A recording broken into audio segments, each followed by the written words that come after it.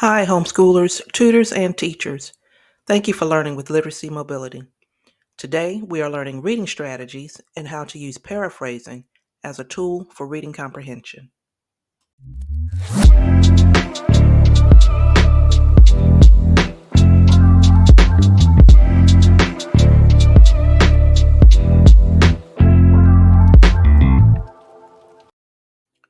If you're following Common Core, here are your learning standards. Upon completion, your student should be able to use paraphrasing as a reading comprehension tool by knowing what it means to paraphrase, how to break texts into smaller sections, which words to take out or leave in order to paraphrase, and how to make mental pictures to visualize the text. If you would like student worksheets to go with this video, pause the video and head to the description for the link where you can purchase and download student worksheets at the Literacy Mobility store on Teachers Pay Teachers. Before we get started, go ahead and like this video and subscribe to the channel to get notifications to new uploads. Okay, let's get started with today's lesson, how to paraphrase. To paraphrase means to read a text and put it in shorter phrases. Basically, you're giving a summary, or as we like to say, give me the short version. Here are 3 strategies for paraphrasing. 1. Break text into smaller sections. 2. Take out the not so important words, keep the important ones. And 3. Make mental pictures or try to picture what is going on in the text. Let's look at step 1, breaking text into smaller sections. When reading paragraphs, divide them into smaller sections by taking 1 or 2 sentences at a time. Here is a short paragraph we will use for practicing paraphrasing. At the end of the day, Jesse parked the large tractor in the old red barn. Mama knew he would be hungry, so she had a hot supper waiting for him. Later that evening, Mama and Jesse sat quietly on the front porch, gazing at the sun setting over the rolling country hills. Here is the same paragraph broken down into 3 sections. We will look at each sentence in a few minutes. Step 2. Take out unnecessary words. Take out the not so important words. Leave the important ones. It helps to take out the adjectives and adverbs and leave in the nouns and verbs. Here's the first sentence. At the end of the day, Jesse parked the large tractor in the old red barn. Remember, let's take out the adjectives and adverbs, as they are not important when we just want the facts. Let's keep the nouns and the verbs.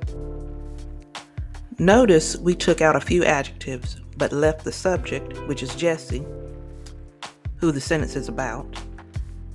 We also left in the verb that is associated with what Jesse is doing, parked. What did he park? The tractor. Where? In the barn.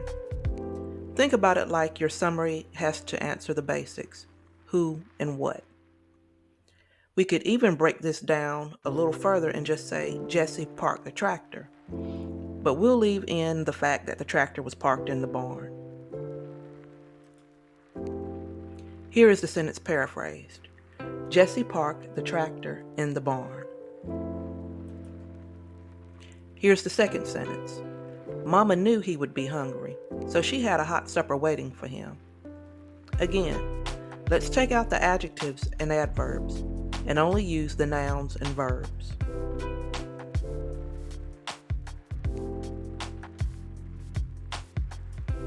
And here is the sentence paraphrased. Mama had supper waiting for him. Here's the last sentence. Later that evening, Mama and Jesse sat quietly on the front porch gazing at the sun setting over the rolling country hills.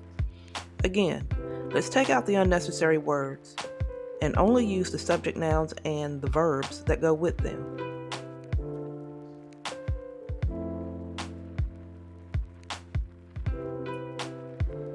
Here is the same sentence paraphrased. Mama and Jesse sat on the front porch. You could add the fact that they were gazing at the sun, because gazing is something that they were doing while sitting on the porch. But if you just want the bare facts, you could just say Mama and Jesse sat on the front porch. And now step 3, make mental pictures. Imagine seeing the nouns actually doing what the verb says. Think about what you would see if you saw someone had parked a tractor in a barn. What nouns, people, places, and things would you see? In this case, we would see Jesse, the tractor, and the barn. The action or verb that took place was parked. Mama had supper waiting for him. Think about the things you would see. You would see the nouns, people, places, and things. In this case, we would see Mama, maybe some steaming plates of food, her setting the table, anything that reminds you of Mama and supper waiting. Mama and Jesse sat on the front porch. Think about what you would see. Your nouns here would be Mama, Jesse, a porch, maybe some rocking chairs. Your verb or action that took place is sat. So here is the text paraphrased or summarized. Jesse parked the tractor in the barn. Mama had supper waiting for him. Mama and Jesse sat on the front porch. So let's summarize your steps to paraphrasing. 1. Break text into smaller sections. 2. Take out the not so important words.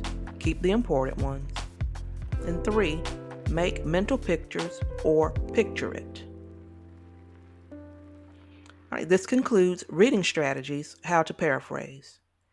Thanks for watching, and remember, happy homeschooling, happy tutoring, and happy teaching. Bye-bye.